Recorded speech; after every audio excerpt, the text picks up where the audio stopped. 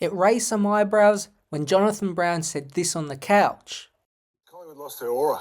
So now I'm just putting something on the table here, and I think I can sense a frustration in Craig Mcrae after their performance on Saturday. We know what happened a couple of weeks ago against North Melbourne when they just got over the line, but I'm sensing an underlying frustration coming out of Collingwood from the coaching staff, especially this man, Craig Mcrae. You've got a steeliness about him at the moment. It's not sort of jocular press conferences anymore and, oh, yeah, we came from behind. And, you know, yes, he acknowledged, yes, we love that part of our club. But they're just starting to roll the dice too much. Too much for me. This came after just one close loss against Gold Coast in an area where for 2.5 seasons, Collingwood has excelled in. Their reputation as the best closers in the AFL was earned over a long time, and to just question or even diminish it did feel a bit rushed. But after another failed comeback against Essendon in a 12-point loss, which didn't really accurately portray how outplayed the Pies were, Collingwood's 2024 is now on a knife's edge. Is it possible the aura of the comeback kings is vanishing right in front of our eyes? Sometimes your greatest strength can be your greatest weakness. It feels like this is now applying to Collingwood. The fact that they are having to come from behind in a lot of games and having to play in close ones has to be mentally and physically draining. Craig Mcrae after the Suns game said this to his players. How many times do you want to be in that position? For their coach, who has embraced the close finish and the importance of big moments in 2023, to say something like this shows even he is feeling the pinch of their current form. You can be skilled in the close finishes and comebacks, but luck is always involved. If Bailey Scott gets a 50-metre penalty, or Zach Fisher's snap goes in, the Kangaroos win. If Jeremy Sharp nails his running goal, Freeman will take all 4 points, and if Kyle Langford kicks his set shot, the Bombers are in front on Anzac Day. These are all the 50-50 things that happen when you live constantly in the danger zone, as Collingwood have. But there are always reasons why in football. Collingwood's form has been shaky, and you have to mention the injury list. It is a big factor, especially for a team that wants to repeat and challenge the rest of the competition. The big one is defender Nathan Murphy. At just 24, he was the perfect complement to Moore and Howe, playing as the pure lockdown defender. But his concussion retirement was down to just pure bad luck, and he is a cog that they haven't been able to fill. Charlie Dean is okay, and so is Billy Frampton when he plays in defence, but they just haven't been good enough.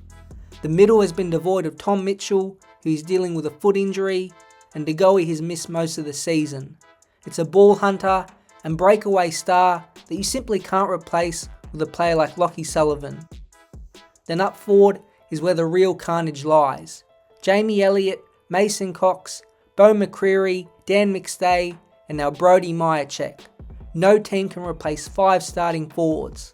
It's just not possible in a competition that is so close and even for talent. You can talk about system all you want, but in reality, you need to have the talent to implement the game style you want to play. Did the shorter pre-season, premiership celebrations and overall wear and tear contribute to these injuries? Maybe. As always, luck plays a huge part. With those on the field, it might just be the old premiership hangover. 2024 has been Captain Darcy Moore's worst season in 4 years. You can absolutely relate it to Nathan Murphy, but it feels like Moore has been stuck in no man's land. When he leaks goals, it's often 4 or 5, and his intercept timing has been off, and on average, he sits at 2.5 intercept marks per game, down from 3.6 last year. All his other metrics are down as well, and it has frustrated Pies fans, especially of late. Maybe it's time for a move up forward and as a second ruck. The defence is struggling already, and with no Myercheck and Cox, it might be worth a shot.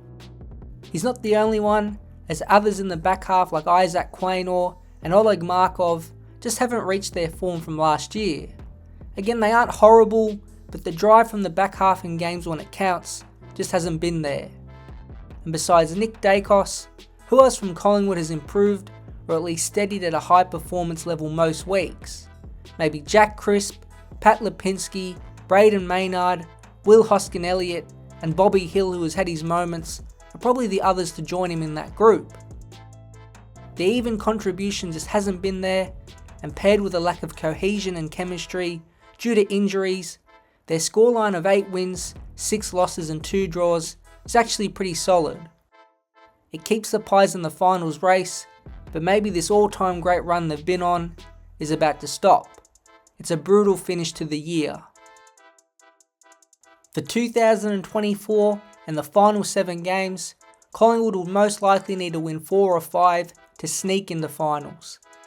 Their percentage, which sits at a touch above 104, is okay, but not good enough at this point to allow the possibility of an extra loss. It gets no bigger than Geelong on Friday night.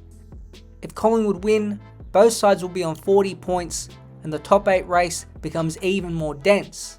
But even a win doesn't really guarantee much. The Pies face Hawthorn and then Richmond in the following 2 weeks before a season-defining last month.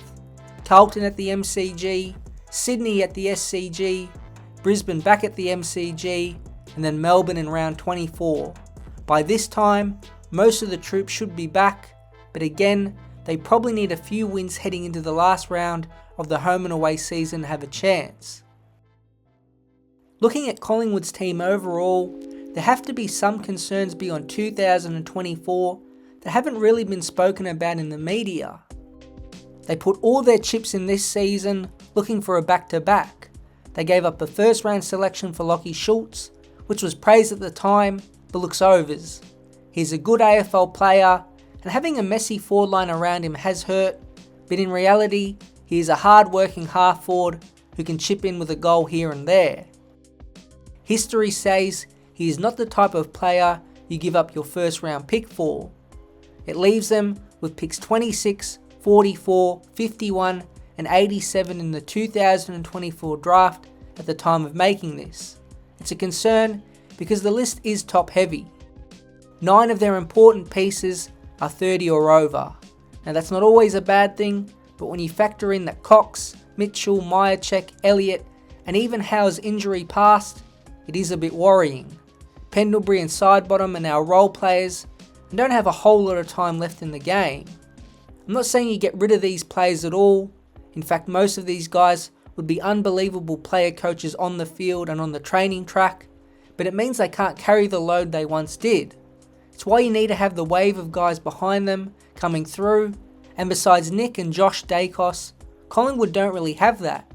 It's the oldest list for average age in the AFL and 3rd for average games experience. It's something to keep an eye on in the next 2 or 3 seasons. Maybe Collingwood can phase out these players like Geelong and stay in the top 8 by refreshing the list, but in its form right now, it does look like it has the potential to fall off in talent quickly.